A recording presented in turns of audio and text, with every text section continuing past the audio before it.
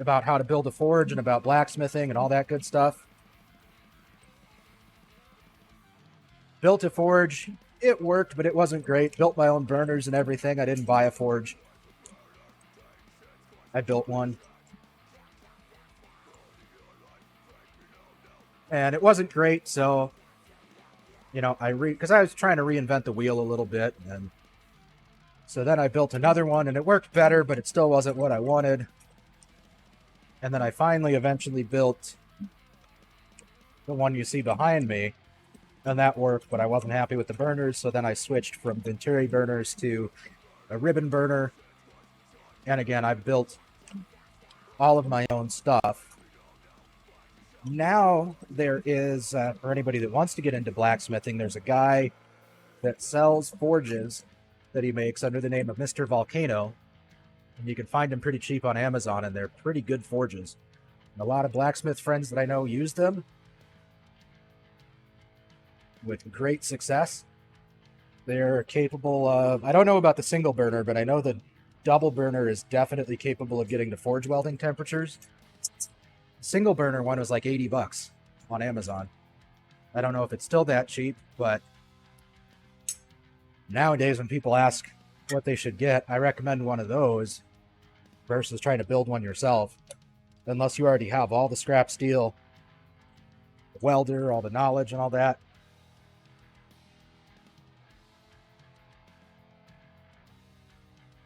It's a lot of fun. If you can take a class, though, locally, that's the best way to go, because there's no point in buying a forge or building one or any of that, investing in tools, even though you don't need a whole lot to get started. There's no point in doing it if you're not going to like it, you know?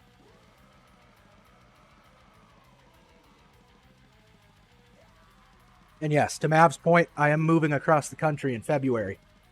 Moving out of the desert, finally. Born and raised in Arizona, and we're moving to the Minneapolis area in February.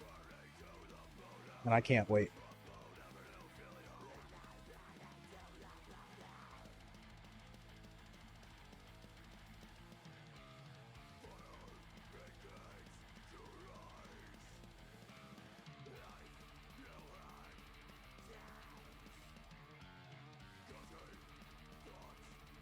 Yeah.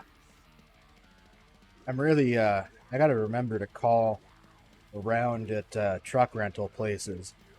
Because everything in the shop, with the exception of this press, I'm not worried about moving. The press, though, if I can't find a truck with a lift gate, I don't know what I'm going to do.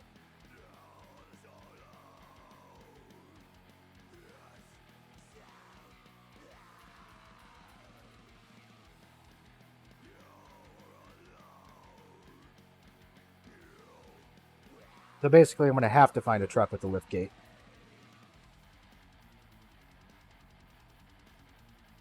It's not so much that it's big.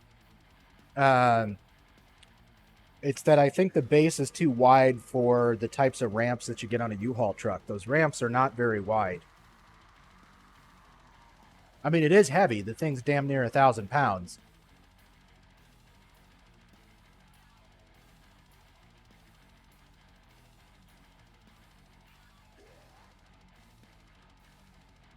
I'm going to wheel the big fan out here and turn that on. Bring some fresh air in here.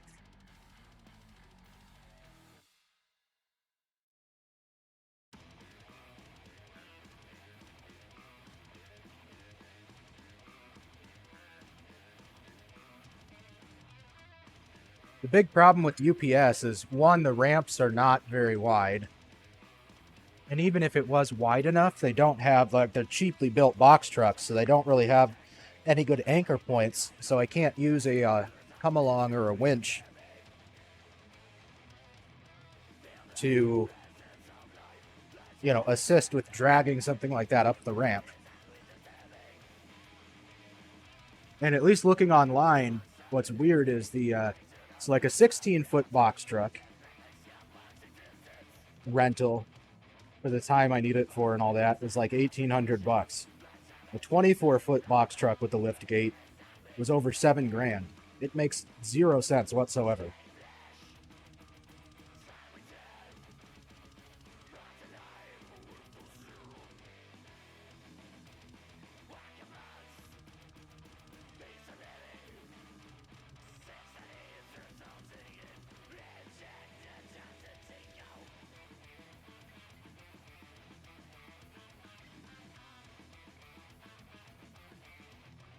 Might have to get a U-Haul and rent a forklift or something.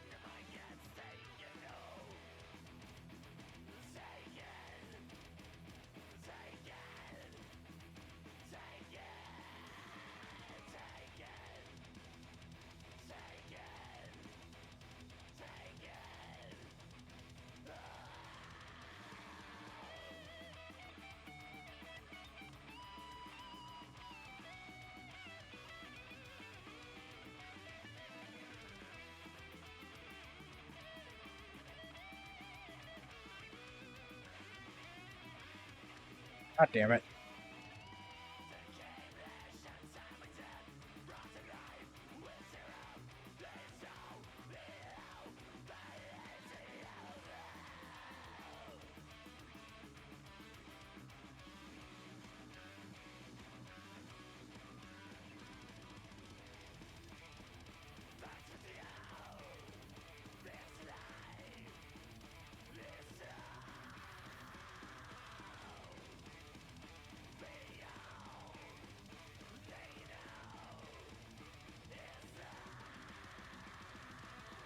Alright, I need...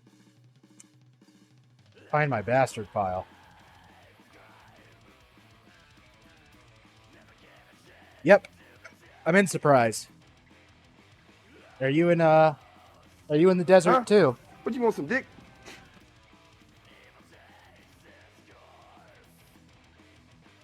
Yep, I'm out off the 303, far northwest. Main cam, please. There's my bastard file. Found it.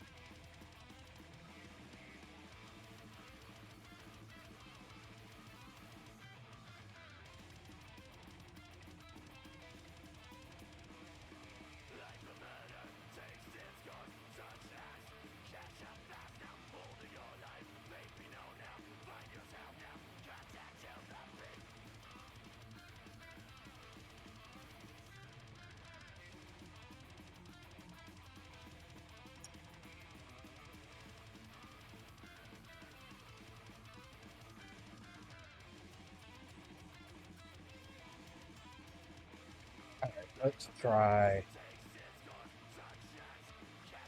So I didn't spend a lot of time grinding the sides of this clean, which is fine. It is welded, but on this next step, I don't want to forge these cold shuts, basically, into the billet. So I'm going to grind it.